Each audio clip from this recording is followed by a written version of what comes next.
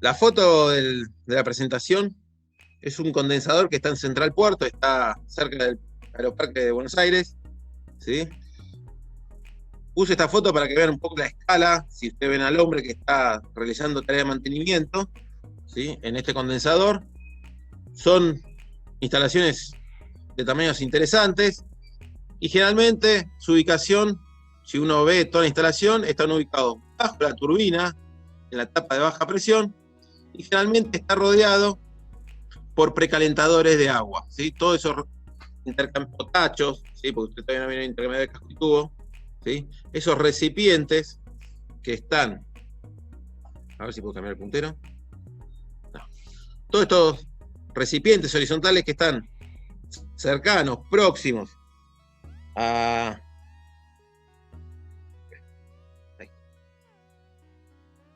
Todos estos recipientes que están cercanos al condensador son precalentadores de agua, porque todos tienen que estar juntos, ¿sí? O sea, de alguna manera, este precalentador utiliza una extracción de turbina que está en la parte superior, ¿sí? Lo extrae y se tiene que encontrar con la corriente de agua que está saliendo, ¿sí? Egresando del condensador. Entonces está todo bien pegadito, bien compacto para que haya pocas pérdidas energéticas en los transportes y se ocupe el menor espacio posible, ¿sí? Pero hoy nos vamos a centrar en el dispositivo, ¿sí? Que estamos viendo color verde, que es el condensador. Bien. ¿Qué es y para qué sirve el condensador? Creo que este diagrama Sankey responde un poco la pregunta. Es drenar el 40% de la energía que aporta el combustible. Y acá entraremos a tener charlas termodinámicas que vendrán los fanáticos de la exergía y dirán, bueno, pero la verdad que eso es una porquería, tirarlo todo porque no tiene exergía, pero después lo vendrán los economistas, ¿sí? Que les gusta ver la energía y para ellos la energía es plata y dirán, no, pará, estás tirando la mitad del combustible y lo estás tirando por el condensador. Bien, podremos estar horas charlando sobre eso, haciendo balance, pero la verdad que la energía que se drena en un condensador, en una instalación de vapor, es un mal necesario, ¿sí? Lamentablemente, para que el agua cumpla su ciclo, tenemos que drenar toda esta cantidad de energía, ¿sí? Para que el ciclo y la instalación cumpla su fin.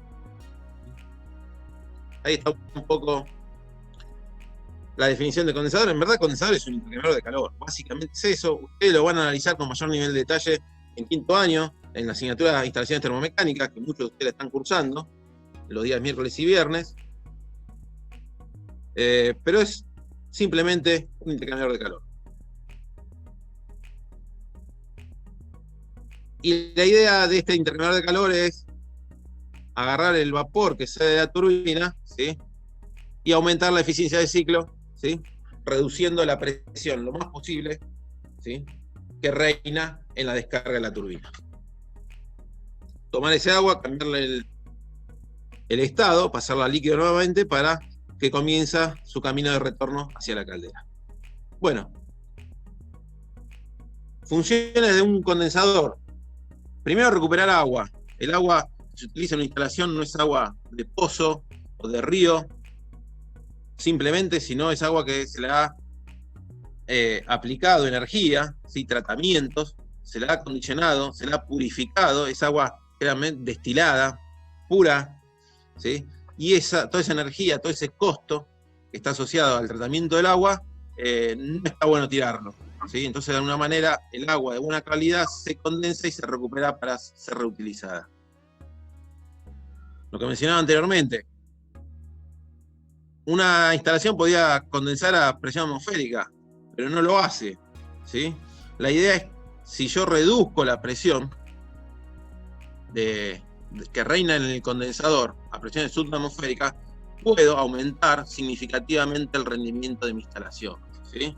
Hay un ejemplo ahí en el apunte teórico que habla que si uno reduce la presión de condensación de un bar a 0,1 bar, el aumento del trabajo que se extrae por la turbina creo que anda en un 50, en un 40 y pico % más. O sea, son aumentos de rendimiento que se logran importantes al reducir a las presiones casi a cero absoluto, ¿sí? Son presiones muy bajas, claramente correspondiente a temperatura de saturación de 40 grados. ¿Sí? Otra función del condensador es... Sí.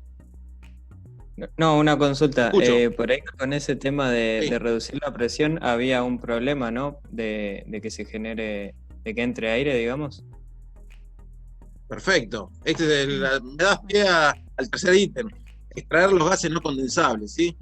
Como es un sistema que está en vacío, ¿sí?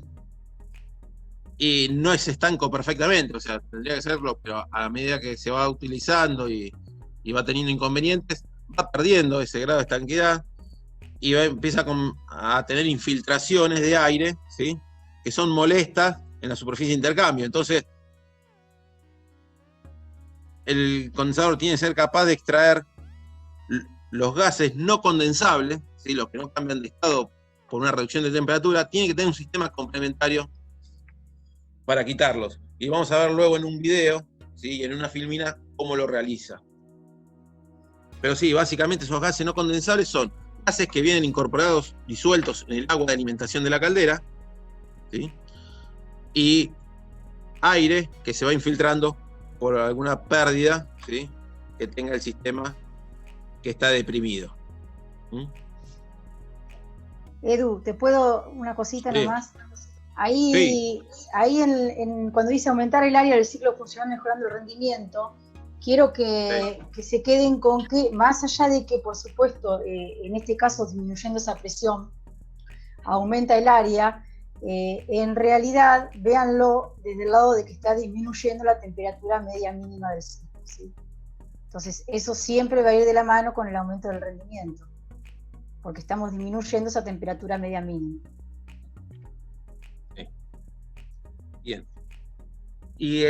Gracias, Flavia. Y el cuarto ítem habla de que, junto con un tanque, que vamos a ver también en el video, con el tanque desgasificador, forman una reserva de agua en el sistema. Como la turbina no siempre trabaja con la misma carga y con la misma cantidad de vapor, ¿sí? Cuando no utilizo todo el vapor, lo tengo que almacenar, ese agua tratada la tengo que almacenar en algún punto de instalación. Y el condensador, junto a otro tanque, hacen de depósito. ¿Sí? Bien, vamos a ver un poco los tipos de condensador que me puedo encontrar. Y arrancamos por el que no me puedo encontrar, ¿sí? Pero la bibliografía habla de condensadores de mezcla. Yo voy a contar un poco la idea, ¿sí? Son condensadores muy básicos, pero en la actualidad no se utilizan, ¿sí? Lo voy a pasar muy por arriba. Básicamente, una forma de condensar el vapor, ¿sí?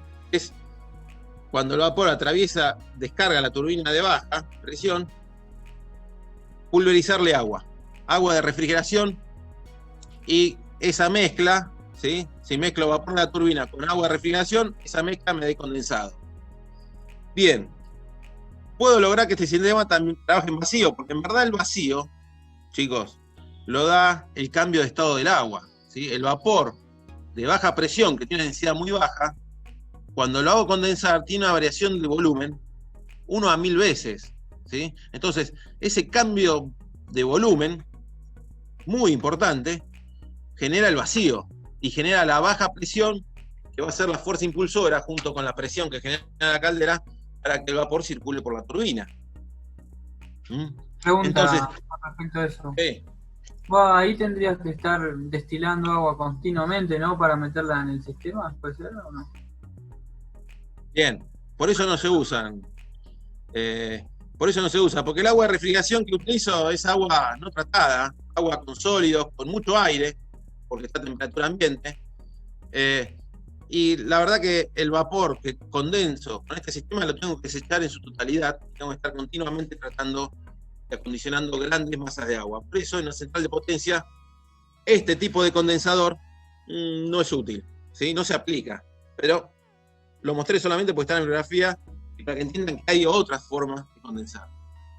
Otro que se ve con muy poca frecuencia, yo no he visto ninguno acá en la Argentina, porque la verdad que en la Argentina tenemos recursos hídricos, tanto subterráneos como naturales, bastante interesantes, ¿sí? Y distribuidos salvo el norte del país, están bastante bien distribuidos con respecto a los centros de consumo. Por eso acá no se piensa, creo, instalar una una instalación con condensador de superficie, ¿sí? Aéreo, una aerocondensador. Les puse una foto que saqué de internet para que vean la envergadura de estas instalaciones, ¿sí? Y acá el vapor de la turbina se lo conduce a este tipo de intercambiador y se lo hace condensar con una serpentina que tiene un forzador que le suministra una cantidad suficiente de aire para aumentar la velocidad de condensación. Obviamente el tamaño de toda esta instalación es proporcional a la potencia de la instalación, ¿sí? Vuelvo a decir, acá en la Argentina no se ven, pero esto sí se ve como aeroenfriadores en la industria petrolera, ¿sí? Muchas veces se busca enfriar productos de la columna de destilación con este tipo de instalaciones. Y ahora sí vamos al sigue un poco de condensador de superficie aéreo. Ahí les puse una foto, vista de arriba, también sacada de internet, ¿sí? Para que vean un poco cómo es la realidad, visto desde arriba. Y a la izquierda tienen un esquema de cómo son los flujos, ¿sí? Dentro de esos conductos, ¿sí? Básicamente tiene un colector superior que trae el vapor de la turbina, ¿sí? Y se distribuye en muchos tubos, ¿sí? El vapor, y va drenando energía al aire que impulsa el ventilador que está en la parte inferior, ¿sí? Esa posición en B corta invertida se hace para ganar área de transferencia, y lo que dice la bibliografía es que estas instalaciones son muy costosas, ¿sí? La ventaja que tienen es que no necesito agua para refrigerar, salvo la que consume la instalación para el ciclo de vapor, ¿sí? Porque una instalación tiene purgas, tiene pérdidas de vapor, y solamente se necesita agua para esos consumos, ¿sí? No agua de refrigeración para disipar la energía en el condensador. Está bueno de eso, está bueno, pero en contra tengo una inversión muy alta, porque son equipos muy caros, ¿sí? Y otra desventaja, que nunca logro tener la temperatura de vapor tan baja como si fuera un condensador por agua, ¿sí? O sea, no logro tener con estos dispositivos que utiliza este tipo de intercambiador, ¿sí? Para los que no cursaron termodinámica, lo que están viendo que es un condensador de superficie refrigerado por agua, no más que menos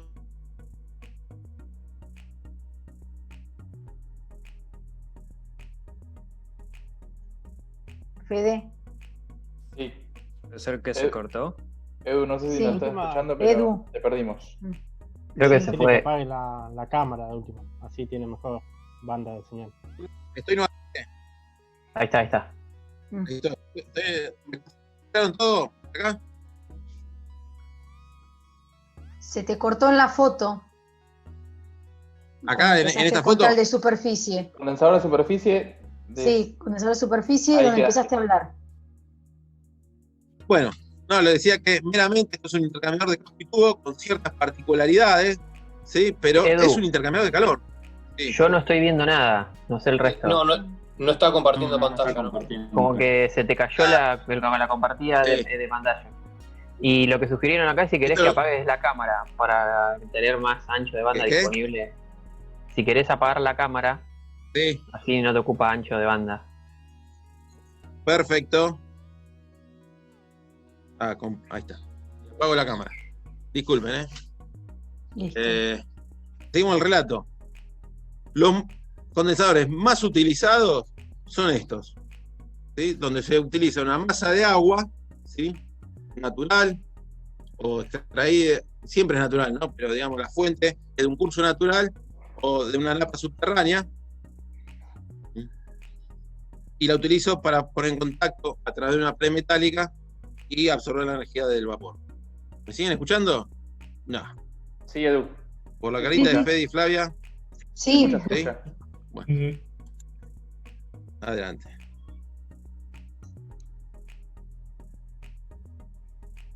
Estoy tratando de... Sí.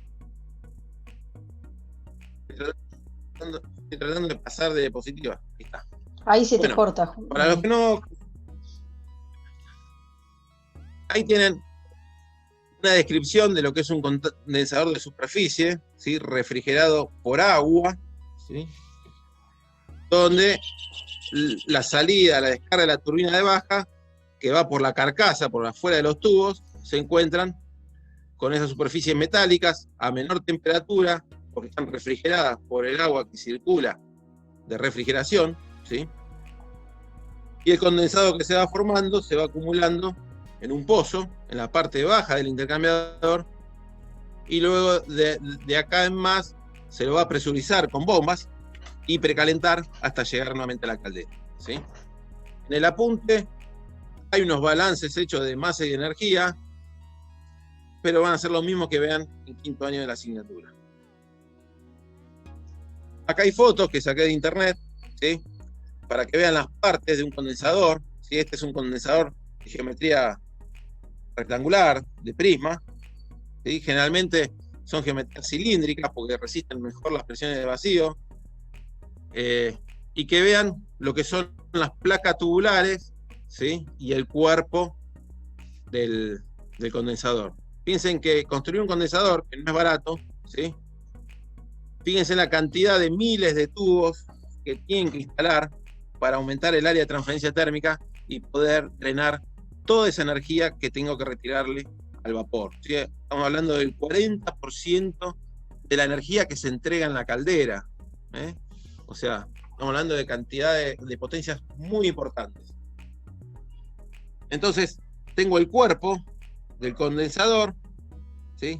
En los extremos de los tubos, donde van a estar conectados los tubos, se llaman placas tubulares, y después tengo separadores, tengo baffles intermedios, que la finalidad va a ser evitar que los tubos flexionen y se dañen, ¿sí? O sea, básicamente son guías para que los tubos no, en la dilatación y contracción, por variación de temperatura, no se deformen y no sufran algún daño mecánico.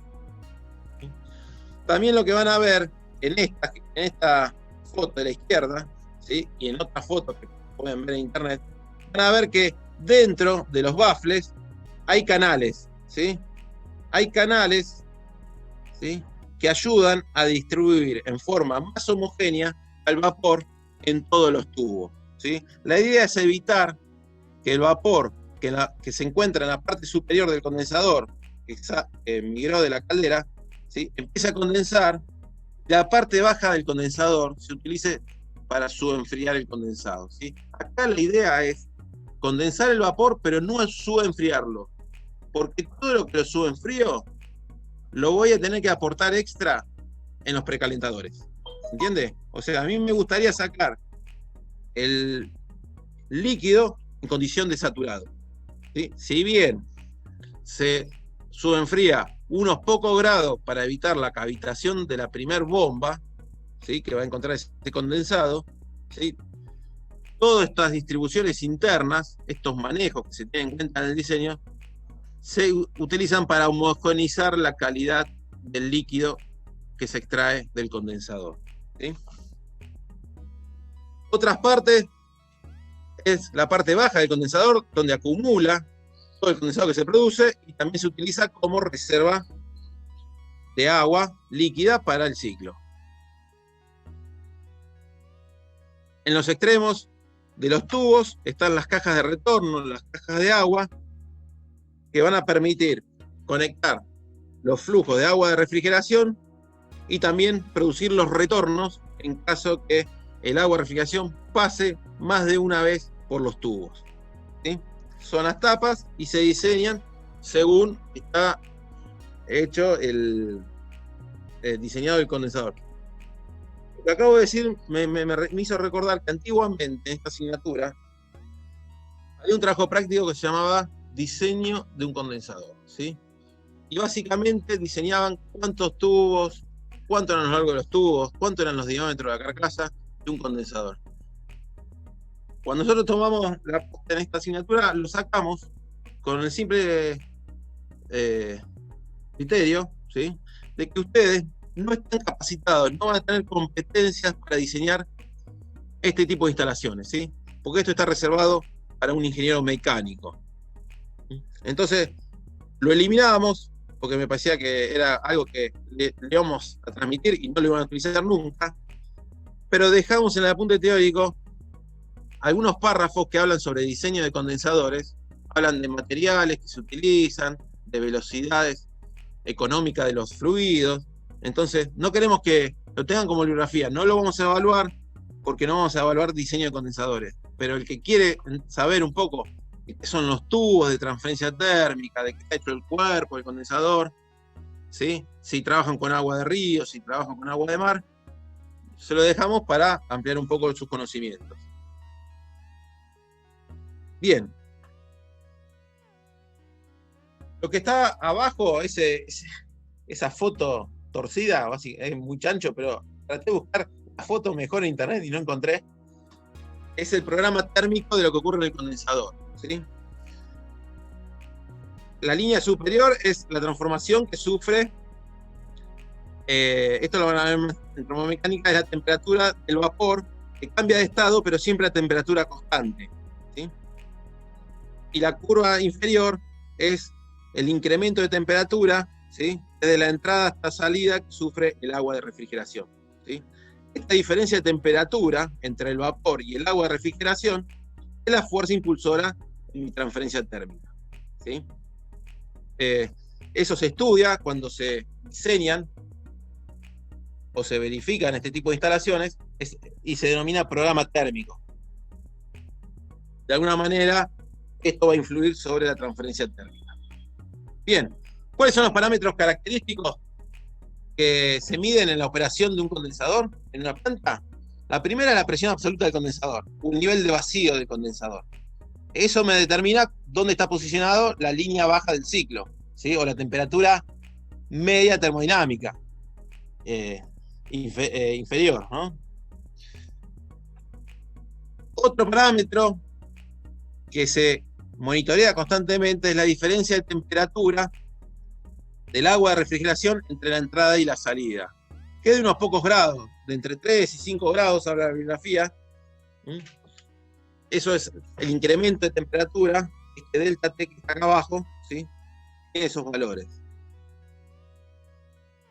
Otro parámetro que se evalúa en el condensado que se produce es la conductividad eléctrica, ¿sí? Acá, ustedes dirán, ¿para qué? Bueno, básicamente, yo les dije que en una instalación de vapor, el agua que circulaba en la turbina es agua pura. Y el agua pura tiene conductividad eléctrica 0 microsiemens por centímetro, ¿sí? O muy próximo a cero conductividad. Lo que ocurre es que muchas veces los tubos de transferencia térmica en un condensador sufren averías, se pinchan básicamente, y como el lado del vapor está en una presión subatmosférica, el agua de refrigeración comienza a inundar el sistema de vapor. ¿Y cómo me doy cuenta si tengo 10.000 tubos o miles de tubos que vigilar de forma constante? Bueno, la variable que alcahuetea que algo está andando mal es la conductividad eléctrica, ¿sí? Cuando el agua de refrigeración, que no es pura, que tiene sales disueltas, que tiene su conductividad eléctrica, empieza a contaminar el sistema de vapor, la variable que detecta que está ocurriendo eso es la conductividad, ¿sí? Y no hay tubos pinchados, la conductividad se mantiene baja. Si empieza a haber tubos que están pinchados y contaminando el circuito de vapor, este parámetro se empieza a elevar. Es otro parámetro que se monitorea. También parámetros característicos de estos equipos, la producción de condensador, o sea, la transferencia térmica que logran en kilocalorías horas, en kilowatts. La diferencia de temperatura terminal que logran, esto también es como cuánto tan bueno es para transferir energía este sistema, ¿sí? Si este intercambio de calor sea ideal, este delta de T sería casi cero, ¿sí? Cuando menos ideal es, empieza a incrementarse. Esto no lo han visto, lo que no han visto termomecánica, pero el coeficiente que mide las condiciones para la transferencia térmica es el coeficiente global de transferencia, esto es otro parámetro característico del equipo, y la superficie de transferencia, ¿sí? En metros cuadrados. Todos estos parámetros se tienen en cuenta los 4 últimos al diseñar el condensador y los 3 primeros se controlan en la operación del equipo, ¿sí? Estos 3 son los que se monitorean de forma constante porque me van a indicar, ya como ya dije, alguna rotura de tubo de transferencia por el tema de la conductividad térmica, pero también me van a decir si mi condensador está sucio, ¿sí? Se ha llenado de basura de algún tipo, porque el agua de refrigeración no es pura, y eso está afectando la transferencia térmica, y si se afecta la transferencia térmica, se va a reflejar en un aumento de la presión del condensador, del lado del vapor, y un descenso, ¿sí?, en la diferencia de temperatura del agua entre la entrada y la salida, ¿sí? También me va a indicar si hay bajo caudal de agua de refrigeración, si aumenta en exceso esa diferencia de temperatura del agua. O sea, estos 3 parámetros se monitorean, se comparan con valores estándar, y si alguno se está yendo de ese valor, ya se empieza a inferir que algo está pasando y que hay que prever algún tipo de mantenimiento. Bien. Datos característicos acá de otra bibliografía que no la tienen ustedes, ¿sí? Allá me puse a leer a la noche un poco de otras bibliografías, y saqué estos valores que me parecieron valores para tener así una idea de qué pasa en un condensador. Como el agua de un río, ¿sí?, en una zona templada, como estamos acá en la Argentina, tendrá sus 20 grados, rondarán esa temperatura. Bueno, si no sé cuál es la presión de evaporación en una instalación que usa agua de refrigeración de un río, bueno, este es un valor a tener en cuenta, ¿sí?, que no le voy a agarrar por mucho, ¿sí? Como el delta T, por lo general, entre el agua de refrigeración y la temperatura de condensación, anda entre 10 a 15 grados, obviamente dependiendo del diseño del condensador, ¿sí? Esto, a esta temperatura, ¿sí?, esto es una temperatura de condensación bastante conservadora y dentro de alguna esfera, que corresponde esta presión absoluta en el condensador. Acá otra cosa que me llamó la atención ayer, y le quería comentar, que el condensador se diseña para lograr una determinada presión, ¿sí?, y que nunca hemos hablado, ¿sí?, el punto, que no me recuerdo el número, el punto que corresponde a la descarga de la turbina, al ingreso del condensador, ese punto también se evalúa su posición en el diagrama TS, ¿sí? De alguna manera se diseña para que la presión que reine en ese condensador me dé un título, ¿sí?, en la descarga de la turbina, ¿sí?, no inferior al 90%. O sea, si yo me pongo idealista y le digo, miren, a mí me enseñaron que si bajo la temperatura del condensador aumento el rendimiento del ciclo, eso es correcto, pero también tengan en cuenta que si yo hundo ese punto, que es la descarga de la turbina, lo hundo en la campana, lo que estoy haciendo es aumentando la cantidad de agua líquida o reduciendo el título. O sea, está bueno enfriar el condensado, pero si yo lo enfrío demasiado a niveles de temperaturas muy bajas, ¿sí?, operativamente lo que va a ocurrir es que el título, ¿sí?, cae a condiciones, a niveles que la turbina puede sufrir daños, ¿sí?, y no está tan bueno. ¿Queda claro la idea? O sea, piensen en el punto de descarga de la turbina, ¿sí?, que si lo hundo mucho en la campana, empiezo a tener mucha agua en estado líquido. Y eso tampoco está bueno.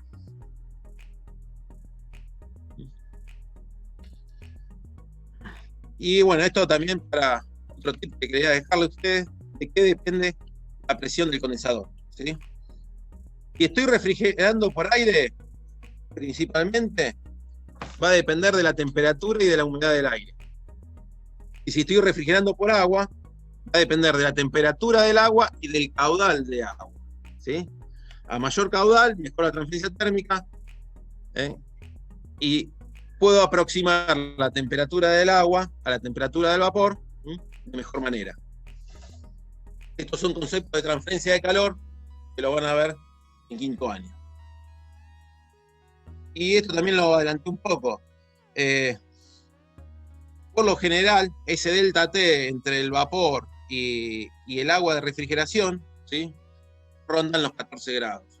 Son números que no dicen nada, porque en verdad hay que ver cuál es el valor para cada instalación en particular, pero cuando uno no tiene ningún número, bueno, son números que sirven para hacer aproximaciones. ¿Sí? Bien, acá quiero que tómense un minuto, ¿sí? Y traten de analizar este diagrama que está sacado de un libro que habla solamente de vacío. ¿Sí? Es un libro que no hay ejemplares en la universidad. Yo tengo uno, en la oficina hay uno. Pero habla solamente de vacío para cualquier aplicación. O sea, no habla de centrales térmicas. Habla de vacío para todas las aplicaciones. Y particularmente tiene esta página, este esquema que me pareció bueno traerlo acá, para que ustedes vean cómo es un diagrama de cañería, de conexiones, y traten de interpretar qué hace esta instalación.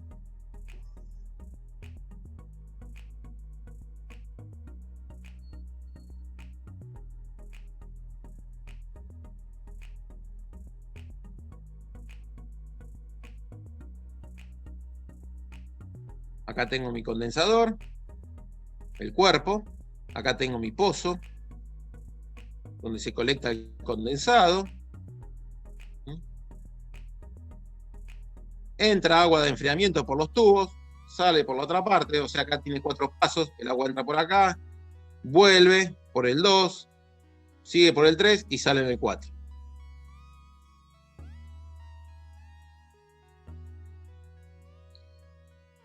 Y por ahí cuando empezamos la clase hablaron de no condensables, ¿no?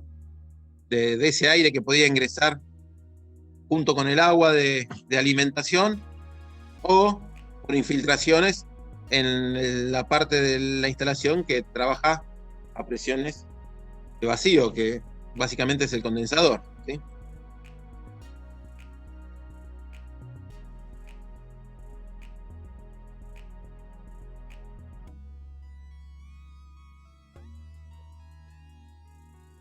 No lo voy a explicar, pero creo que ustedes tengan un mayor panorama de esto.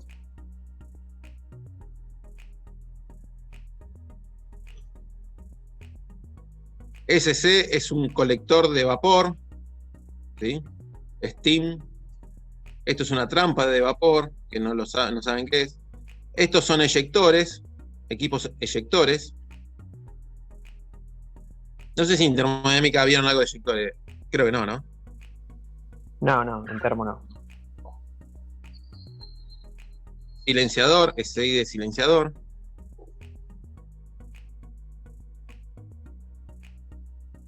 Bueno, más o menos tienen el diagrama. Yo ahora voy a tratar de explicar de la mejor manera posible lo que ocurre en esta figura, ¿sí? Este es un corte del condensador. Acá está condensando líquido, pero como hay gases que no van a condensar debido al enfriamiento, ¿sí? Me van a ocupar espacio en mi condensador. Y eso no está bueno, ¿sí? ¿Por qué no está bueno? Primero, me ocupan lugar donde tendría que tener vapor condensado, área de transferencia térmica. Y segundo, que me van a incorporar una presión parcial a mi sistema. Me van a ver, o sea, lo que marca la presión, el que mide la presión del condensador, no va a ser la presión del vapor, sino va a ser la presión del vapor más la presión de los no condensables, ¿sí? La idea es retirarlos, pero se complica cuando hay que retirarlo de un tanque que está a presión menor a la atmosférica. O sea, yo no puedo hacer un agujero y producir el escape de esos no condensables, porque va a ingresar más gases no condensables. Para eso hay que tener una instalación bastante compleja, como la que vemos en la figura, solamente para llevar los gases no condensables, extraerlos, que por lo generalmente el punto de extracción está en el punto más frío del condensador, ¿sí? Donde ingresa el agua de enfriamiento, y no están abajo ni arriba, sino está en un punto casi medio. De ahí voy a extraer parte de vapor más no condensables y lo voy a hacer pasar por todo este sistema para poder aumentarle la presión y poder descargarlo a la atmósfera, ¿sí? Y evitar que el aire atmosférico ingrese al condensador, ¿sí? ¿Cómo funciona esto? Bueno, estos dispositivos que son eyectores, ¿sí? Son estrangulaciones. Acá hay gargantas, pasos muy finos, que yo, inyectando vapor vivo, un poco de vapor de alta presión, saco del sistema, lo acelero a muy alta velocidad y produzco en la garganta una depresión muy importante y lo trabaja como si fuera una aspiradora, ¿sí? La baja presión que hay en este punto va a hacer que los no condensables con algo de vapor, una mezcla de vapor y no condensables, sean aspirados, ¿sí?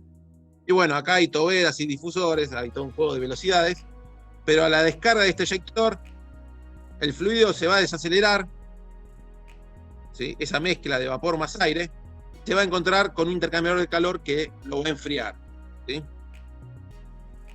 La parte de vapor que extraje, sin querer, pero el aire, los no condensables vienen acompañados con vapor, van a condensar, ¿sí?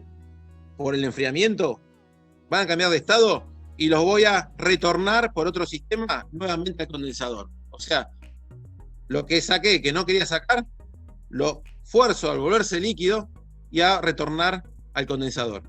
Lo que no condensa, que es lo que me interesa a mí, lo voy a tomar de la parte superior, este condensador, y lo voy a someter al mismo proceso que lo hice anteriormente. O sea, esto lo voy a hacer en etapas. Voy a lograr una presión intermedia en este punto, mayor a esta, ¿sí? Pero no la suficiente para descargar la atmósfera. Voy a succionar, ahora sí, los no condensables con mayor grado de presa por otro sistema de eyectores que también toman una parte mínima de vapor vivo y lo voy a llevar a un condensador de mayor presión, ¿sí? Este condensador sí ya está a presión positiva y lo que voy a hacer es el poco vapor que arrastré del primer intercambiador lo voy a condensar y lo voy a retornar, ¿sí? Por una trampa de vapor a mi condensador, y sí, los no condensables con mayor pureza lo voy a eliminar a la atmósfera, ¿sí? Fíjense todo lo que tengo que invertir para sacar esos no condensables de un sistema que está deprimido, y no deprimido emocionalmente, sino en términos de presión. Bueno, el condensador tiene todo un sistema complementario para ese fin. Además de tener un eyector para arranque, ¿sí? Piensen ustedes que nos arranque, para que circule el vapor por la turbina, yo tengo que sacar el aire que se acumuló en el sistema. Entonces, necesito generar una depresión, necesito que el condensador aspire literalmente el vapor. Y eso, en los arranques, lo logro con un tercer eyector, conjunto de eyectores, que me generan un vacío primario en este dispositivo y comienza a circular el vapor. Una vez que el vapor empieza a llegar al condensador, ¿sí? Empiezo a utilizar los dispositivos descritos anteriormente para que en operación vayan sacando todos los no condensables que se presenten en este equipo, ¿sí? ¿Alguna pregunta?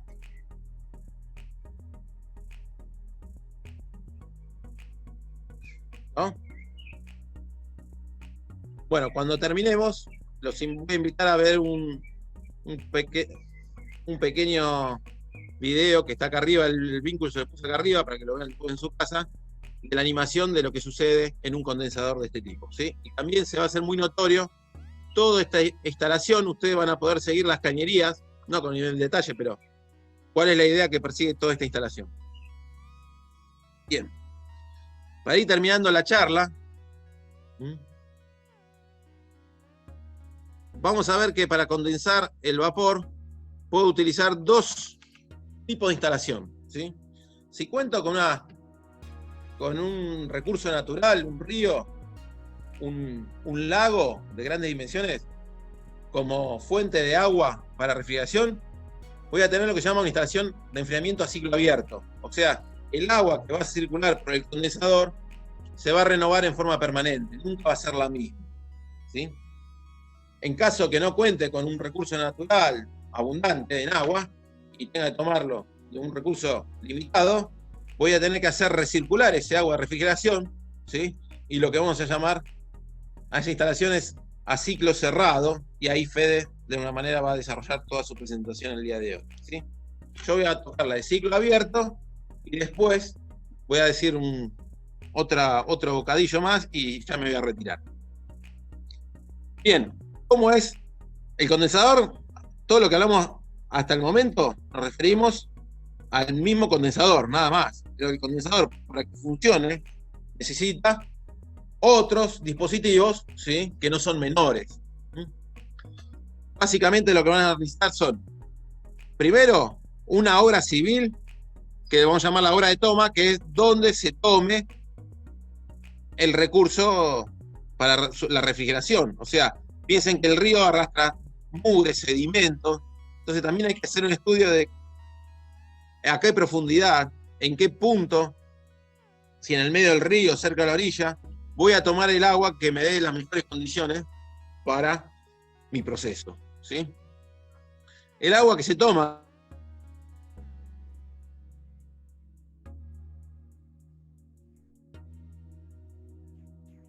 Edu, te ¿Se perdimos fue de Edu vuelta. de vuelta? Sí, Edu. Creo que se fue el ¿sí? audio igual. A ver. No, ¿me Ahora escucha? volviste. Ahí Sí, volviste. ahí Ahora está. dale. Hola, hola. El agua que Uno, se dos, tres, toma probando. fue lo último. Vuelvo, he vuelto. El agua que se toma, que viene con un montón de partículas, por no decir mugre, porquerías y sedimentos, ¿sí?, sólidos en suspensión, se la fuerza a atravesar filtros rotativos, son filtros con malla que retienen las partículas que pueden obturar el sistema, ¿sí? No son filtros de arena, ni filtros de partículas finas, sino son filtros gruesos, ¿sí? Ramas, palos, cigarrillos, o sea, de diámetros interesantes, ¿sí? Una vez que el agua se filtró, se dirige a la sala de bombeo, donde están las bombas que van a impulsar al fluido dentro del condensador, y créanme que estas bombas, que acá se ven 3 bombas, estas están sacadas de una instalación de una planta de San Martín, son 3 bombas que succionan el agua que llega del río, ¿sí?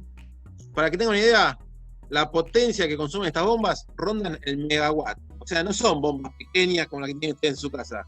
Son bombas o equipos muy importantes porque bombean grandes cantidades de agua. A posterior, la descarga de la bomba se denomina conducto de aspiración. Es la cañería que lleva el agua a una presión positiva al condensador. Luego está el conducto de descarga, ¿sí?, y el vertedero, ¿sí? La idea es descargar el agua siempre aguas abajo del río, o sea, la idea no es volver a tomar el mismo agua, y para que no se produzca ningún tipo de daño de erosión en el río, se tiene que culminar toda esta obra con un vertedero que disipe esa energía que trae el condensado en la descarga, no térmica sino mecánica, que la disipe y no produzca ningún tipo de cambio en el curso del agua, ningún tipo de erosión, de socavamiento. Pongo esta filmina, vemos el video y pasamos a Fede. Lo que se llama instalación a ciclo cerrado, ¿sí?, la instalación en sí es básicamente la misma. Lo que cambia es que se reutiliza el agua de refrigeración, porque en este caso es un fluido limitado. Bien, Fede va a hablar sobre esto. Yo le quería comentar una cuestión. Ayer lo leí y son cosas que uno va aprendiendo. Lo que están viendo acá en verdad no es una central de potencia de vapor a combustible fósil, sino es una central nuclear, cosa que acá no vamos a tocar el tema, pero me llamó la atención que una central, que esto lo han visto en Fuente de Energía, un reactor, ¿sí?, la bibliografía hablaba que un reactor en una central atómica no tiene posibilidad de sobrecalentar el vapor, ¿sí?, porque la energía, o sea, el fluido primario, que es el moderador en este caso, en la Argentina, es agua pesada, y le entrega la energía al agua que va a circular por la turbina, no tiene posibilidad, como tengo en una caldera, de extraer vapor saturado, seguirle entregando energía y sobrecalentarlo, ¿sí? Entonces, estas instalaciones trabajan en la turbina con vapor saturado y tiene un rendimiento que no supera el 30%, ¿sí? O sea, son limitaciones que te da, en este caso, la forma de generar el vapor. Bien, nada más que eso. Yo voy a dejar de compartir.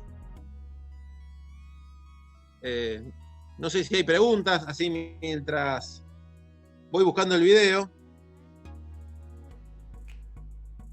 ¿Alguien quiere abrir el micrófono y hacer preguntas?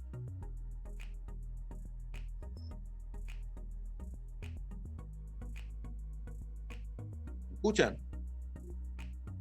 Sí, Edu, se te escucha. Sí, sí, te escuchamos. Bueno, se durmieron todos, me parece. Esperen que voy a... Si querés prender la cámara, Edu. Sí. Esperen que...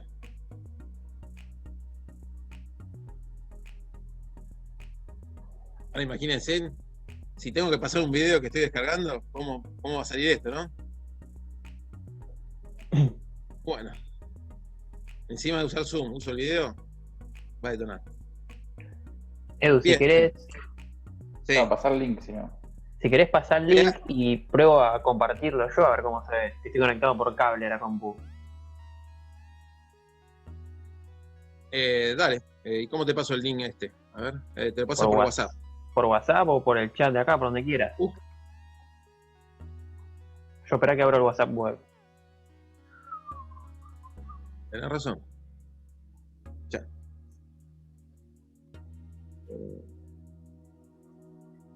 Ahí está. Ahí está, Juan. Ah, me Si lo querés pasaste por acá, compartir vos y perfecto. lo ejecutás vos. Dale, lo abro. No tiene sonido, así que no hay problema si no hay música, porque ayer yo estaba apretando los botones, pero está silenciado. Listo, entonces comparto solo pantalla. Vos lo comentás. Sí. Sí, yo voy comentando. Bueno, ahí va. Ven la pantalla, ¿no? Sí, Juan se ve. Sí, perfecto. Sí, Bueno, le doy play. Sí. La intención de pasar este video, ¿sí? No es hacer propaganda, porque son unos brasileños que la verdad que no conozco, es que vean un poco ya en conjunto cómo se van interactuando los diferentes dispositivos, ¿sí? Van a ver la caldera, lo que está viendo ahí son las calderas con los sobrecalentadores, las superficies rojas, ¿sí? ¿Pasa lento? No sé cómo se ve, yo lo veo perfecto, pero no sé ustedes, Bueno. me traba. No, sutilmente entrecortado, pero se entiende perfecto. Bien.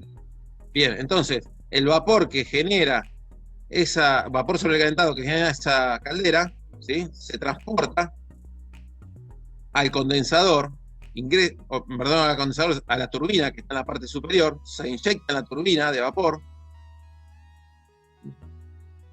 Ahí están las válvulas que comandan el ingreso de vapor. No, dale. Eso ustedes ya tienen el link y lo pueden ver 10.000 veces. Lo que ven azul es el generador eléctrico y van a ver que la descarga de la turbina está solidario a este intercambiador de calor, ¿sí? Y fíjense cómo ahí todas esas cañerías blancas y grises es todo el sistema de eyectores que garantizan la extracción de no condensables, ¿sí? Los blancos, si lo van a ver con mayor detenimiento, las cañerías más finas son el vapor vivo para los eyectores. ¿Sí? Esa cañería que ve gris es la descarga también de no condensables. Y el tanque horizontal blanco que se ve en el lateral son esos que yo decía que eran condensadores, ¿sí? En ese tanque blanco, ahí, Juan, si querés. ¿Sí? ¿Está bien ahí? Paralo. A mí me siguen dando todavía. Ahí está. Bueno, ese tubo horizontal blanco es donde se dirigen las descargas de los eyectores que están arriba. ¿Sí? ¿Quién tiene un video? Juan, ¿se te dispone un video? No. No. No. Ahí está. Era yo. Bueno, ahí se ve con bastante detalle todo el sistema de extracción de condensado, los condensadores, los eyectores que están en color blanco, las válvulas de aislamiento, ¿sí? Y todo eso se ve el retorno de condensado que va hacia abajo, que se vuelve a unificar con el condensado que se extrae del pozo, ¿sí? Y de alguna manera, si ustedes se ponen a comparar la filmina que yo traté, el esquema de extracción de no condensables con este video, van a encontrar muchas similitudes, ¿sí? Porque encima es un sistema de extracción de 2 etapas. ¿Querés, Juan, darle play nuevamente? Ahora van a hacer un despiece, ¿sí? Y van a ver cómo circula el vapor dentro del equipo.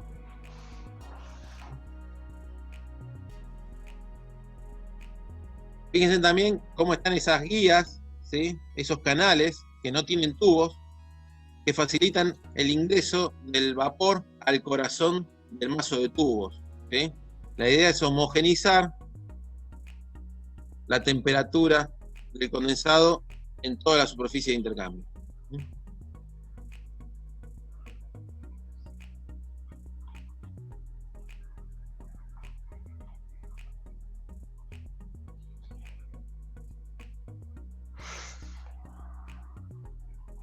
Ahí es lo que se mostraba antes, era el circuito de agua de refrigeración, y este es el del agua del ciclo, digamos, la tratada, ¿no?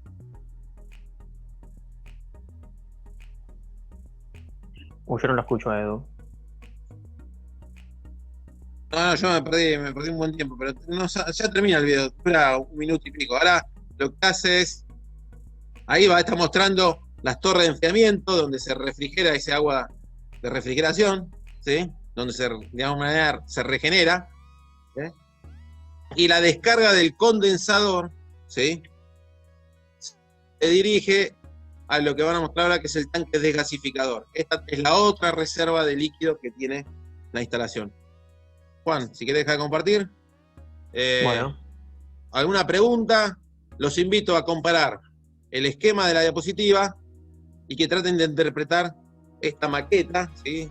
3D, y van a encontrar mucha analogía. Nada más que se queden con la idea. No me interesa de qué diámetro son la tubería, de cuántos eyectores hay, porque cada instalación es particular, ¿sí? En Central Costanera hay instalaciones que tienen eyectores de agua combinados con eyectores de vapor. O sea, como fluido motriz utilizan en algunos casos agua y en algunos casos vapor. Bien. Fede, no sé si querés ir arrancando vos. Dale. Ahora vamos a hablar muy brevemente de torres de enfriamiento.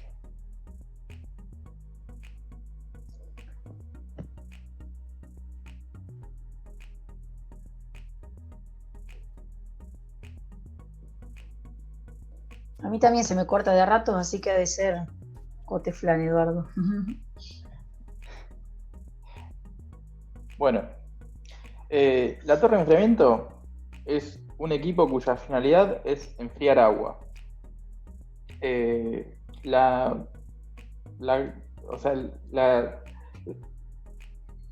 Los usos que se le puede dar a la torre de enfriamiento son bastante variados. Sin embargo, las industrias en las que más se lo utiliza, o las aplicaciones en las que más se lo utiliza, son en refrigeración, y lo que más nos interesa a nosotros para disipar el calor en las centrales térmicas. Nosotros, por esa razón de que se utilizan mucho en otras aplicaciones, nos tomamos la licencia de también hablar más en forma general de las torres de enfriamiento, y no solo torres de enfriamiento pensadas para la generación térmica. Acá en las fotos se pueden ver distintos tipos de torres de enfriamiento para distintas aplicaciones. Torres de enfriamiento compactas para refrigeración, torres de enfriamiento hiperbólicas de estilo natural para centrales térmicas, bueno, y otros tipos también. Los materiales en las que se construye son muy variados, pueden ser de plástico reforzado con fibra de vidrio, concreto, acero galvanizado. Van a ver que hay una gama muy grande de capacidad de enfriamiento de estos equipos, y también de materiales constructivos y de formas. La que está más vinculada con la asignatura es una torre de enfriamiento de este estilo, que es la que se utiliza para enfriar el agua que luego se va a utilizar como medio condensante de una turbina de vapor, ¿no? Que es lo que les comentaba Edu hace un rato, ¿no? En un esquema donde el agua que se utilizaba para hacer condensar el vapor, ¿no? Recuerden que en el condensador los dos fluidos que están intercambiando calor son el vapor que descarga la turbina, que entra como vapor y sale como condensado, como líquido.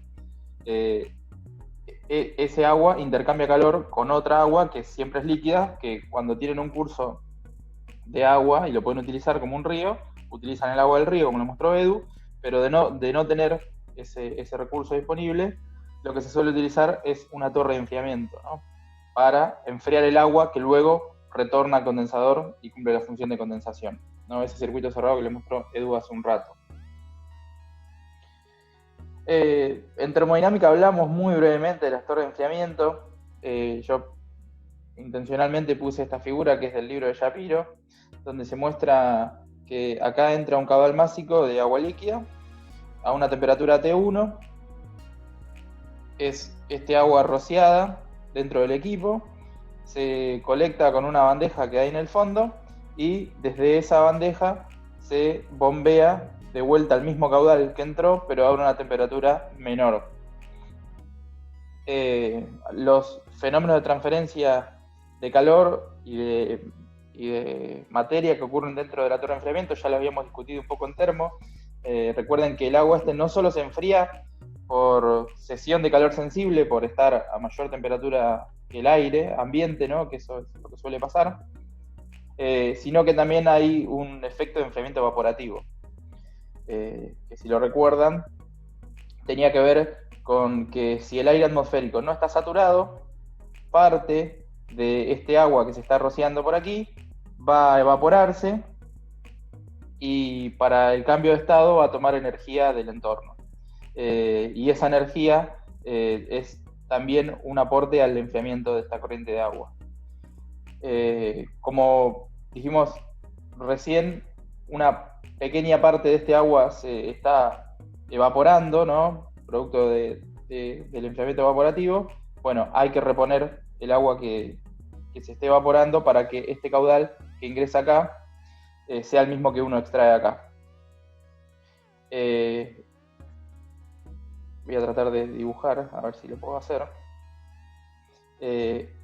Acá es donde tendríamos la otra parte que no muestra esta figura, que es donde estaría el condensador, ¿no? Por eso Eduardo hablaba de un ciclo cerrado. Esto lo va a ser muy esquemático, ¿no?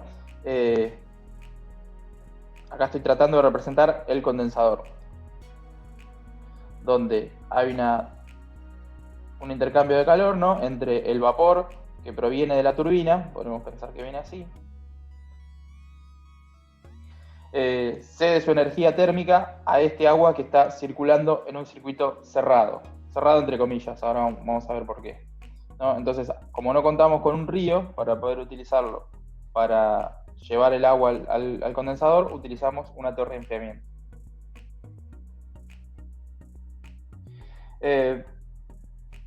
Cuando empezamos a hablar o a ver de dónde sacábamos la información para hablar de torre de enfriamiento, la verdad que no hay mucha bibliografía específica. Decidimos de alguna manera utilizar un capítulo del libro de Asrae, el capítulo 36, que se lo dedica íntegramente a las torres de enfriamiento en general, es decir, no solo a torres de enfriamiento pensadas para la generación térmica, sino torres de enfriamiento en general. Y nos pareció interesante hablar en general porque es altamente probable que si en algún momento se cruzan con una torre de enfriamiento sea para otra aplicación distinta a un ciclo de potencia. Como les dije, se utilizan muchísimo en ciclos de refrigeración. Ya para ir poniéndonos en tema de lo que ocurre dentro de una torre de enfriamiento, les muestro este gráfico, que es un programa térmico de una torre que trabaja a contracorriente, donde se muestra cómo va modificándose la temperatura del agua, ¿no? Que esta es la función que tiene que cumplir la torre de enfriamiento, enfriar una corriente de agua líquida, y cómo aumenta la temperatura del aire que está atravesando la torre de enfriamiento. A la diferencia de temperatura entre la entrada y la salida del agua, entre el ingreso y el retorno, a eso se le llama rango. Cuando se habla del rango de una torre de enfriamiento, quiere decir cuántos grados disminuye el agua al pasar por la torre de enfriamiento. Y approach, que esto también se le llama delta T terminal, se le suele llamar en los programas térmicos, es el lugar donde el aire y el agua tienen la menor diferencia térmica. En torre de enfriamiento se habla mucho del rango. Bueno, solamente para recordarlo, el diagrama ciclométrico, que no lo hemos utilizado mucho en termo, por alguna cuestión utilizamos un poco más el de Molière, pero la realidad es que en la industria, en las aplicaciones, se utiliza mucho más el diagrama ciclométrico. Es una representación de humedad absoluta en función de temperatura de bulbo seco.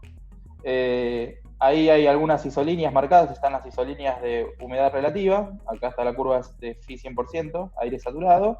Y bueno, acá está, por ejemplo, la curva de Phi 50%. Estas líneas que se ven acá son las isoentálpicas. Y se muestra acá también una línea de igual volumen específico, una isocora. Solamente para recordar las líneas de un diagrama ciclométrico, porque ahora va a aparecer uno. Y acá tenemos un ciclométrico, pero trazado con escala real, ¿no? Donde vemos las mismas líneas. Las isoentálpicas, que acá fíjense que está la escala de entalpía. Y también otras que vemos que son importantes, las de las isocoras, las de igual volumen específico.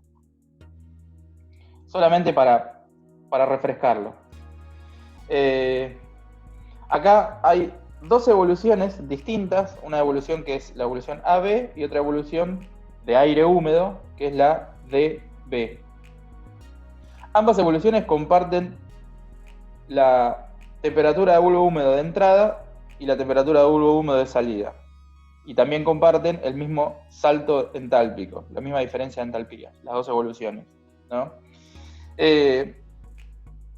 Cualquiera de estas dos evoluciones podría estar ocurriendo en una torre de enfriamiento, ¿no? Una torre de enfriamiento con un determinado diseño podría estar al aire que circula por la misma le podría estar ocurriendo esto, y a otra torre de enfriamiento con un diseño distinto le podría estar ocurriendo esta evolución de acá, al aire, ¿no?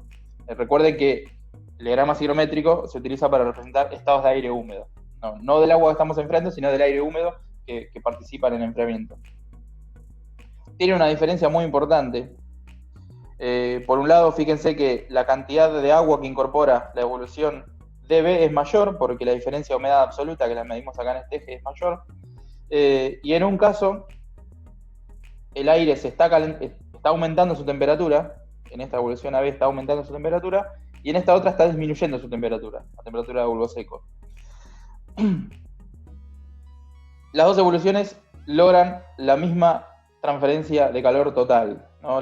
Experimentan la misma diferencia de entalpías. Una cosa importante que no está representado acá es, si miráramos las líneas de igual volumen específico, podría suceder que en este caso el volumen específico aumente del aire al pasar por la torre de enfriamiento, y en este caso podría suceder que disminuya el volumen específico. Y esto es importante para las torres de enfriamiento que funcionan con tiro natural, que ahora vamos a ver qué es eso, ¿no? Cuando el aire, al pasar por la torre de enfriamiento, aumenta su volumen específico, o se vuelve menos denso, ¿no? Que es otra forma de decir lo mismo, ahí piensen que el aire dentro de la torre de enfriamiento va a tener tendencia a elevarse, ¿no? Como si fuera una chimenea, porque se vuelve menos denso en la torre de enfriamiento, entonces tiende a salir para arriba, ¿no? En cambio, en una torre donde queremos que la circulación natural sea al revés, que el aire ingrese solo por arriba y salga por abajo, bueno, ahí nos tenemos que asegurar que el volumen específico dentro de la torre de enfriamiento disminuya, que aumente la densidad dentro de la torre de enfriamiento. Pero bueno, simplemente para mostrar que pueden pasar las dos cosas. Recuerden que una parte del funcionamiento de la torre de enfriamiento se lo atribuimos al enfriamiento evaporativo, ¿no? A esta idea de que el agua, al evaporarse, para incorporarse al aire húmedo, se va a llevar energía para el cambio de estado. Y mientras mayor sea la superficie expuesta del agua, mayor va a ser la tasa de evaporación del agua. Entonces, para aumentar la superficie existen esencialmente dos técnicas. Una es que el agua salpique dentro de la torre de enfriamiento, entonces se pone un relleno tipo splash, es decir, adentro de la torre de enfriamiento vamos a encontrar una especie de escaloncitos donde el agua va a ir descendiendo y pegándole a esos escalones, va a ir salpicando, ¿no? Y mientras más finas sean las gotas, va a ser mayor la relación entre la superficie y el volumen que encierran. Entonces hay mayor superficie expuesta. Y otra técnica es hacer que el agua baje, ¿no? Pegada a unas láminas, y esos son rellenos del tipo laminar. Esto es un esquema, ¿no?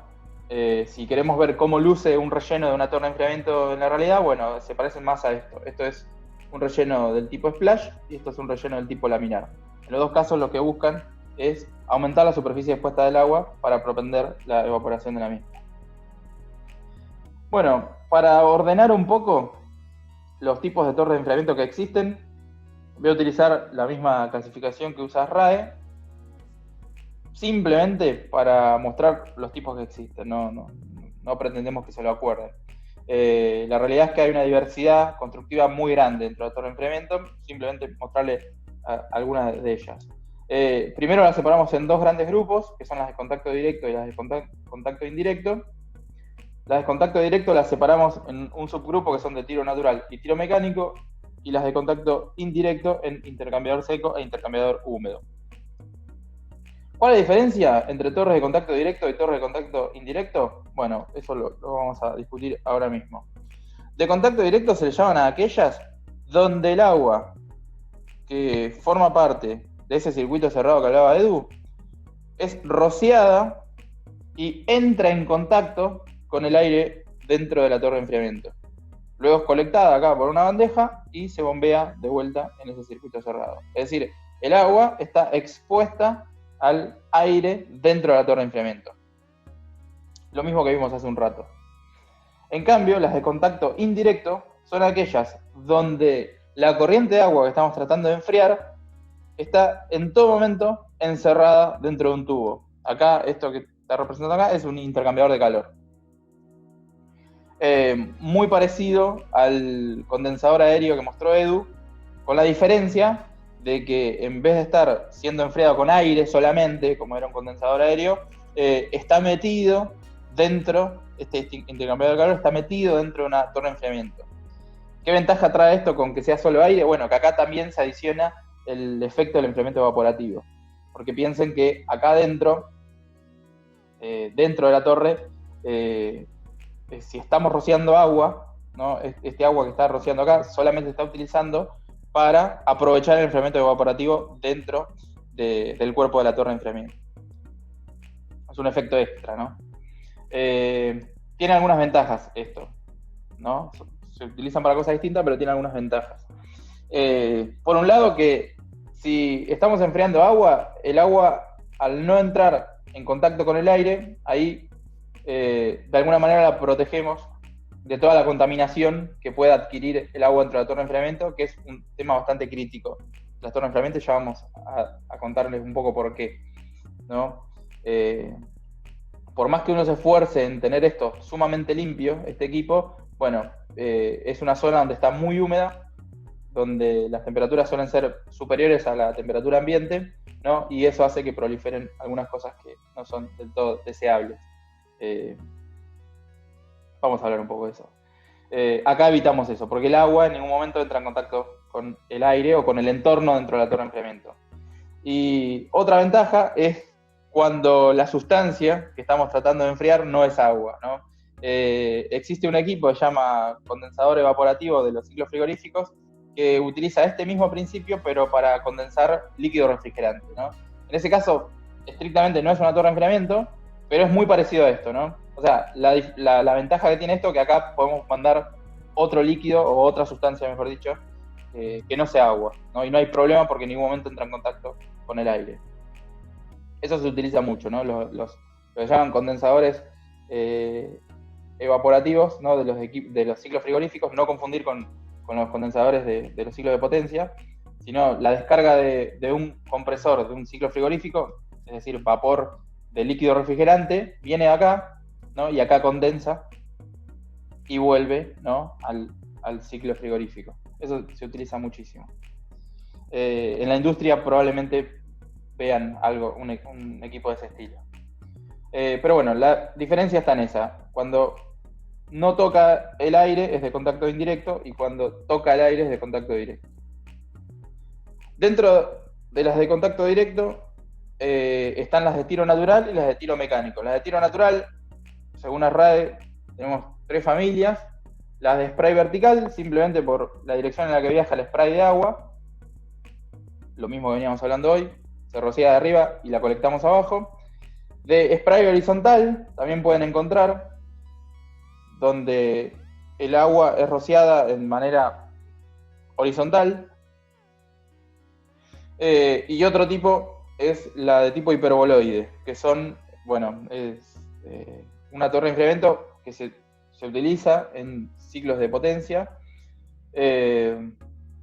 Pueden ser de una capacidad muy importante estos equipos, ¿no? Piensen que esto podría tener 100 metros de alto, ¿no? En ese orden de altura, y utilizarse para la cesión de calor de un ciclo de vapor, por ejemplo. Acá la circulación en estas torres es natural, por eso la forma hiperboloide, eso tiene que ver con favorecer la circulación natural dentro de la torre. En este caso, en esta torre, fíjense que el aire entra por abajo y sale por arriba, así que necesariamente, y circula naturalmente, ¿no? No hay ningún ventilador ni de tiro forzado ni de tiro inducido. Entonces, necesariamente el aire tiene que disminuir su densidad al paso por la torre de enfriamiento, para que esto funcione como una chimenea, ¿no?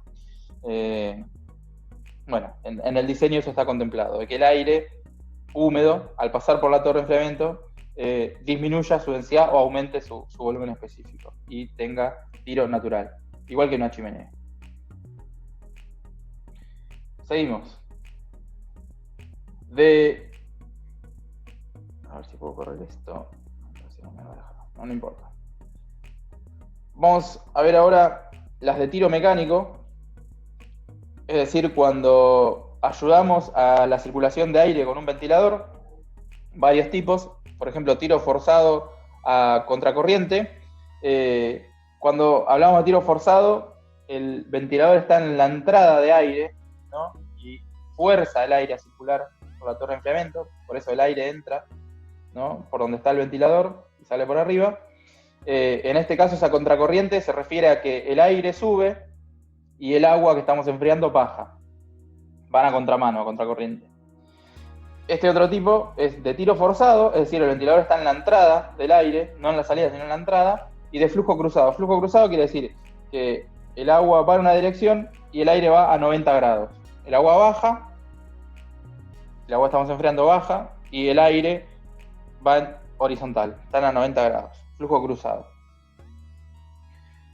Otro tipo podría ser tiro inducido a flujo cruzado, es decir, muy parecido a la última que vimos, pero el ventilador en vez de estar en la entrada, está en la salida. Entonces induce al aire a circular por la torre de enfriamiento. Fíjense que el ventilador ahora está en la salida.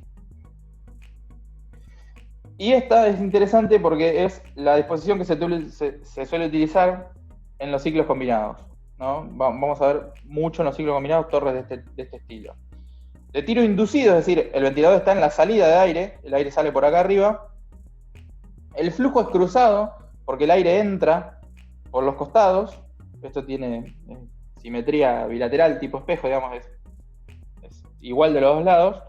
Entra por los dos costados y se encuentra con el agua que va descendiendo acá por el relleno.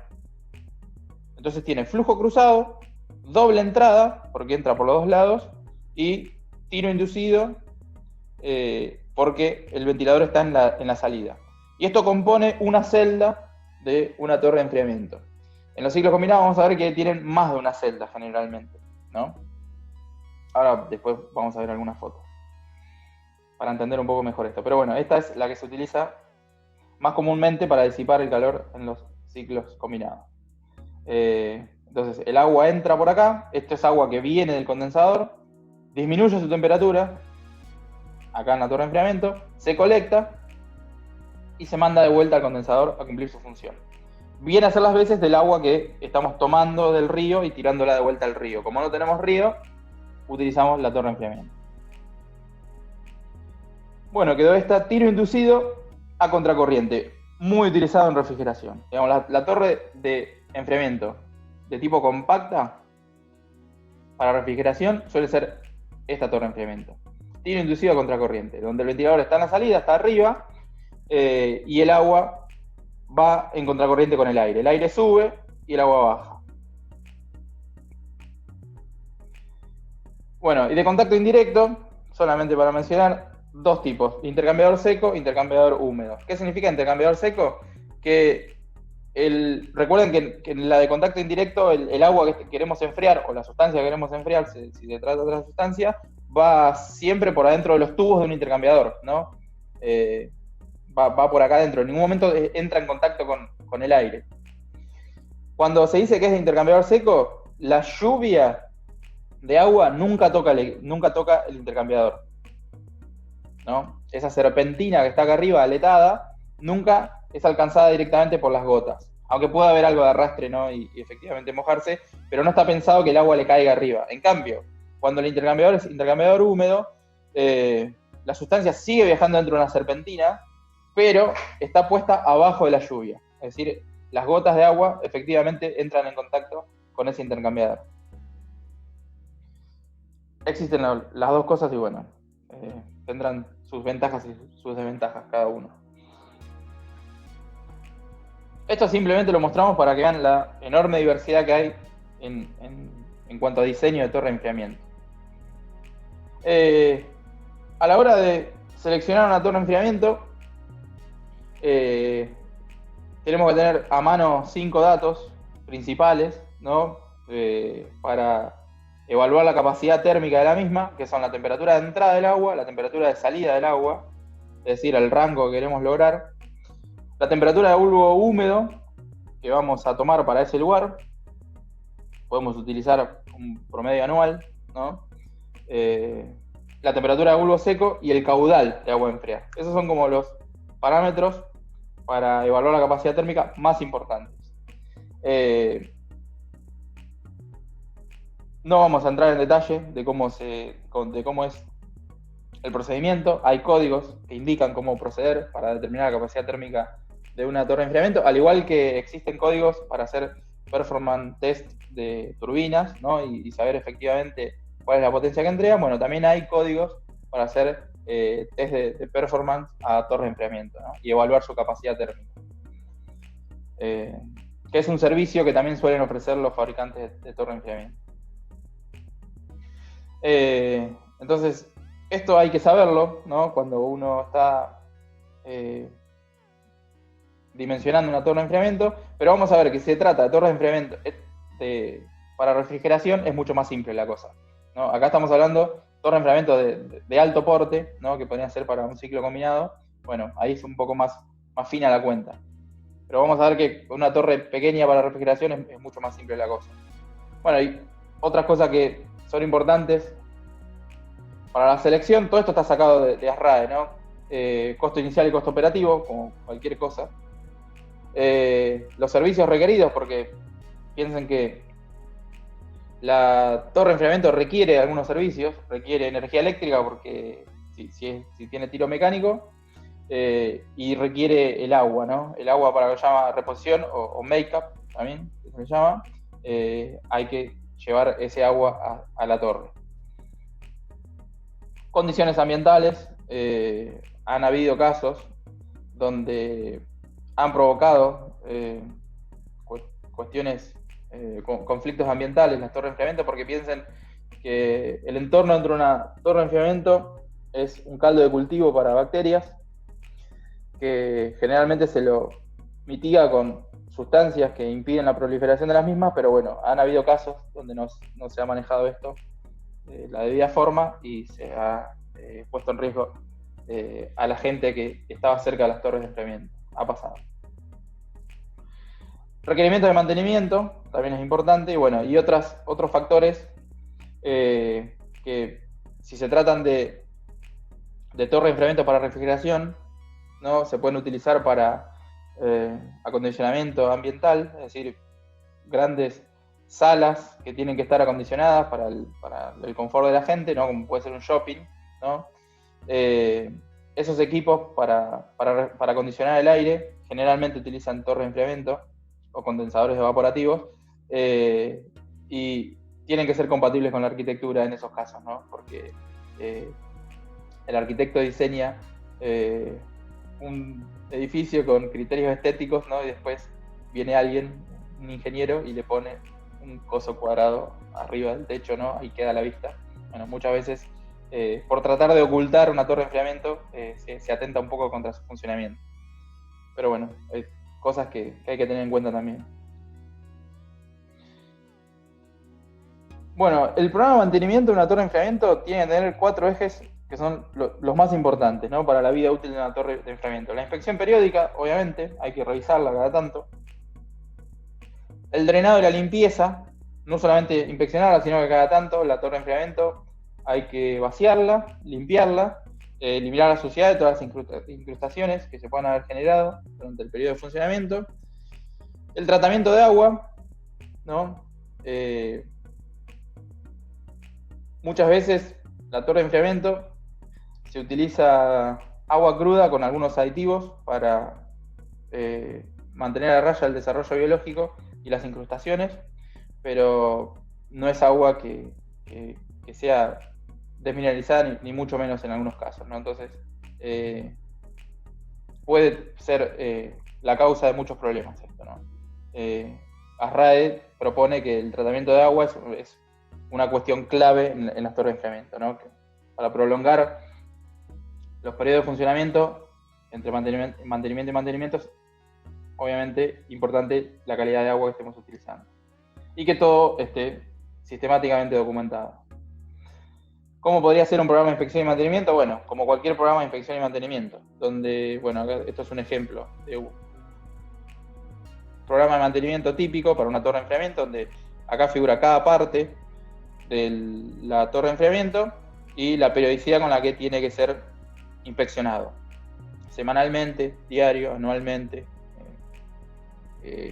cada 4 meses. Bueno, ahí abajo tienen la referencia. Y les dice lo que tienen que hacer. Esto es más una cuestión de los sistemas de gestión, ¿no? del mantenimiento. Emplazamiento. ¿Dónde poner la torre de enfriamiento? ¿Cuál es el lugar ideal para una torre de enfriamiento? Bueno, es en un espacio abierto con libre circulación de aire. Es la condición más importante para el emplazamiento de una torre de enfriamiento.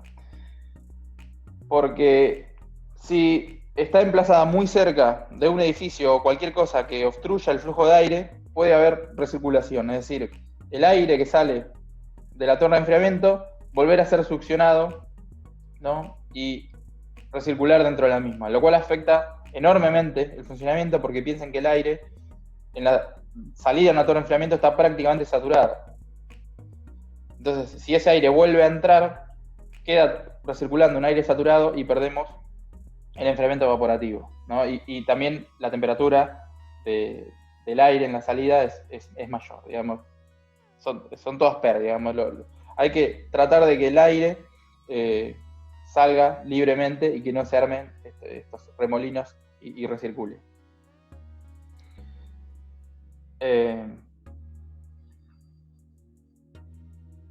Obviamente que hay otros criterios a la hora de elegir el emplazamiento, ¿no? Piensen que uno podría pensar, bueno, si es importante que no se obstruya el flujo de aire, llevarlo lo más lejos posible de las naves industriales, pero bueno, recuerden que también hay que llegar con los servicios, ¿no? Y hay que llevar y traer el agua a la torre de enfriamiento. Entonces, bueno, ahí es donde tendrán que sopesar las dos cosas. La realidad es que en la industria la suelen encontrar en muchos lugares, ¿no? Generalmente, o en muchos de los casos, terminan en los techos. Por esta cuestión de la circulación de aire, ¿no? Bueno, y una de las últimas cosas que quería mostrarle son las curvas de funcionamiento de la torre. Esto es algo que tiene que ofrecerlo el fabricante.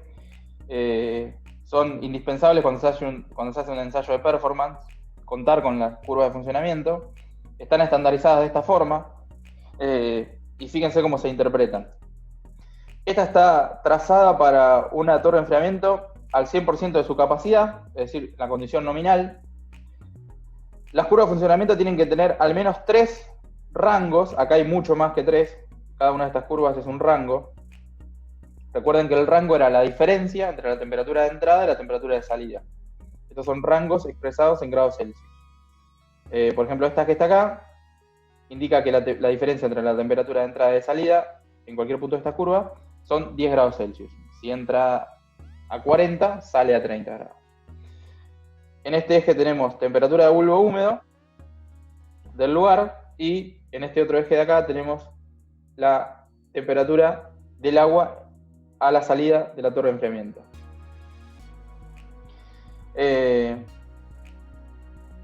Fíjense, acá hay un ejemplo, bueno, con valores, lo pueden chequear ustedes. No veo bien sobre qué curva está. Me va a costar seguirla. 5 grados. Está bien. El rango es 5 grados. Eso quiere decir la diferencia entre el agua en la entrada y la salida de la torre de enfriamiento. El agua que queremos enfriar es de 5 grados. El agua entra a 32,5 grados y sale a 27,5 grados. Y la temperatura de bulbo húmedo en ese lugar es de 24 grados, ¿no? Entonces uno acá puede contrastar midiendo las temperaturas, y la temperatura de la entrada, la temperatura de la salida y la temperatura de bulbo húmedo del lugar, fijarse si su torre de enfriamiento está funcionando tal y cual lo indica el fabricante o si por alguna cuestión está perdiendo performance. Esto es exactamente lo mismo, pero trazado para la misma torre de enfriamiento, pero andando al 133% de la capacidad de diseño. Bueno, y aparecen también al 167% y al 67%, para la misma torre. Fíjense cómo esto tiene en cuenta el caudal, o sea, cada una de estas curvas o de estos gráficos se corresponde con un caudal de agua distinto. El caudal nominal son 54 mililitros por segundo por kilowatt, y se va modificando de acuerdo al porcentaje de la capacidad nominal. Pero bueno, estas curvas, como les decía, suelen utilizarse para el ensayo de performance de la torre. Vamos a ver. Una última cosa que les quería mostrar. No hay mucha información, no hay mucha bibliografía al respecto, más allá de lo que pueden encontrar en los sitios de los fabricantes. Esto es una torre de enfriamiento como la que vimos hace un rato, tiro inducido, flujo cruzado y doble entrada, ¿no? Muy utilizada en ciclos combinados. Entonces viene el agua desde el condensador, es rociada dentro de la torre de enfriamiento, baja por los rellenos, es colectada en una bandeja que tienen en la parte inferior, y desde acá se bombea el caudal de vuelta al condensador. Como hay una parte del agua que se evapora y una parte del agua que se purga, ¿no?, para mantener el agua de la bandeja dentro de algunos parámetros, que eso después cuando veamos aguas lo van a entender un poco mejor, pero hay una parte que se purga. Piensen que en todo lugar donde haya evaporación hay concentración de sales, ¿no? Entonces eso está relacionado con esta purga que está acá abajo, y esos dos defectos en el agua, ¿no?, uno que se va con la evaporación y otro que se va con la purga, hay que reponerlo con el agua de make-up, digamos que es el agua de reposición, para que este caudal que va al condensador sea igual al que vuelve del condensador, ¿no? Y ahí se forma el circuito cerrado que les hablaba hoy Eduardo más temprano. Esto está representando una celda, y como vemos acá, esta torre de enfriamiento tiene 10 celdas. Si se ponen a contar acá, van a contar las 10 celdas que tiene esta torre de enfriamiento. Bueno, esta escalera de alguna manera les da cuenta del tamaño de este equipo. Esto es para un ciclo combinado importante. Materiales en los que se construye, últimamente se están construyendo en plástico reforzado, lo cual facilita bastante la construcción. Nosotros el año pasado estuvimos en la planta de Genelva pudimos ir a ver la obra de expansión de la planta, la parte que se llama Genelva Plus, donde cerraron un ciclo y estaban ya terminando la obra y tenían montada la torre de enfriamiento y estaba construida la estructura en plástico reforzado, lo cual nos comentaron facilita mucho el armado, ¿no? Porque piensen que el movimiento de las piezas es mucho más simple que si fuera de metal o de otros materiales. Bueno, y acá les muestro, para cerrar la clase, creo que es la última presentación, una imagen que ya vimos, pero bueno, como ayer Junior le mostró esta planta, pero él se la mostró cuando solamente estaban estas 3 turbinas de acá, que les contó que hicieron el 4+1, que fue agregar esta otra turbina de gas y la turbina de vapor, ¿no? Las 4 calderas de recuperación de calor y la turbina de vapor. Y fíjense que esta turbina de vapor está utilizando para condensar, ¿no? O el condensador está utilizando una torre de enfriamiento. Esta torre de enfriamiento tiene 1, 2, 3, 4, 5 celdas, ¿no? Y acá se está disipando todo el condensado que genera esta turbina, que es una turbina del orden de los 50 megawatts de potencia.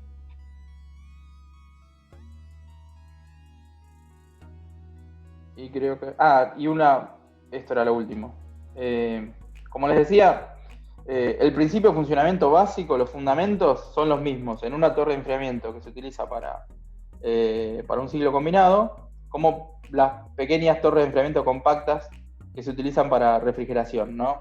Para disminuir la temperatura de un agua que después se puede utilizar como medio condensante de un ciclo frigorífico.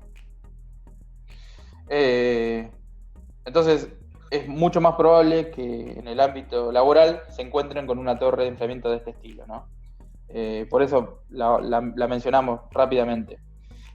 Acá les puse un catálogo de un fabricante, pero elegí uno, podría haber sido de cualquier fabricante, porque la realidad es que son todos exactamente iguales. Fíjense que el criterio de selección más resaltado es esto que le llaman toneladas de refrigeración, que es la potencia frigorífica que tiene el ciclo de refrigeración en el cual está trabajando esta torre de enfriamiento.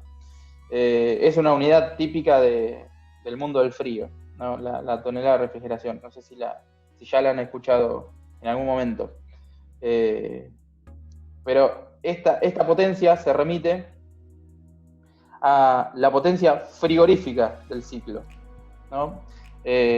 La potencia que se lleva el evaporador, ¿no? No tiene mucho que ver con la torre de enfriamiento esto, ¿no? Sino con el ciclo en la cual está involucrada la torre de enfriamiento que vamos a poner. Si es una instalación frigorífica, por ejemplo, de 20 toneladas de refrigeración de potencia, una tonelada de refrigeración son 3.000 kilocalorías hora. Bueno, si es un ciclo frigorífico, por ejemplo, de 20 toneladas de refrigeración, tendrían que seleccionar este modelo. Otra cosa que les informa, siempre son iguales, es el peso en servicio y el peso neto o en seco. Importante porque muchas veces estos equipos van en los techos, ¿no? O van montados sobre estructuras. Y bueno, hay que tener en cuenta que la estructura se tiene que bancar el peso de la torre en funcionamiento. Y después todas las cuestiones dimensionales de la torre que están referidas acá, esta altura A, está expresada en milímetros, así todas las dimensiones. Y por último, en algún lugar está la potencia del tiro inducido que tiene arriba la torre, ¿no? Porque piensen que ese motor eléctrico ustedes le tienen que llevar la electricidad, ¿no? Entonces tienen que saber cuál es la potencia del tiro mecánico de estas torres. Son los catálogos todos iguales. Bueno, nada más que esto. No sé, Edu o Juan, si quieren agregar algo, porque este es un tema que... No, yo quería comentar que el tema que vos dijiste que hoy en día era plástico, que muchos, creo que eran PVC, aplicadas a ciclo combinado, además de montaje, facilidad de montaje, también es mantenimiento, ¿sí? Porque los mecanismos de corrosión que se desatan en este tipo de instalaciones son muy importantes, por eso básicamente van a ver que son todas, la mayor cantidad posible de piezas plásticas las que incorporan los fabricantes, ¿sí?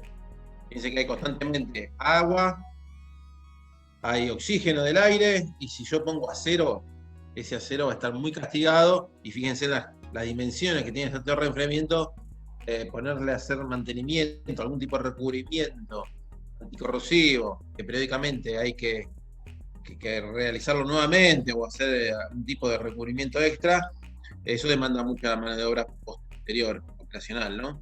Entonces, para evitar todo eso, se colocan piezas plásticas, son un poco más nobles, no tan nobles con el sol, por los rayos UV, pero con aditivos que controlen esa degradación, se pueden obtener buenos resultados, ¿sí? Es más, si ustedes ven esa escalera que está en la foto, ¿sí? Está para que el personal pueda acceder a la zona de los ventiladores, toda esa perfilería en general la tienen de plástico, o sea, la primera vez que veíamos perfiles doble T plásticos, y usaban para hacer todas las estructuras de escaleras y evitaban usar el acero.